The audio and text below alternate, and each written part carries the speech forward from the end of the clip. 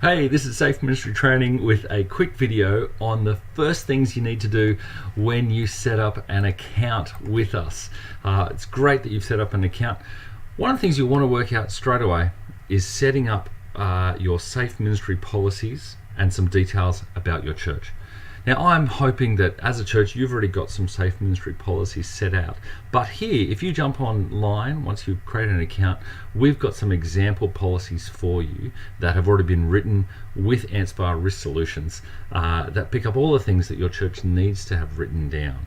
Once you've got those worked out, what you want to do is go to your general settings for your church.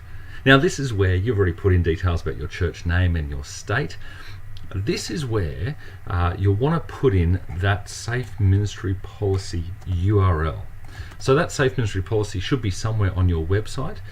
Put a link in here there. Now, this is important because when your trainees do their course, then the system will automatically send them a link to this policy. And that's important, so they have a copy of it, and your insurance company wants to make sure they have that. There's some other options here that it's worth noting for your church. The first one is working out who will pay for the online courses. Lots of churches want to pay for the training for their members automatically, and that's fine. As people do the courses, it just gets billed to the church and that gets charged every month. But some churches would like their trainees, the people in their church, to pay for their training themselves. And so by selecting this, it'll ask trainees to put in their credit card information and charge them a small fee as they do the courses. And some churches find that's helpful as a way of communicating the value of it to their trainees. That's up to you. One of the other things you'll need to work out is how long someone's training status should remain valid. What this is talking about is really how long it should be between doing the training again, doing a refresher course and going through it. AnsPar Risk Solutions suggests that it should be about 12 months. However, they understand that some churches find it hard to keep people going through the process every 12 months. And so you might like to choose a 2-year training status refresher period.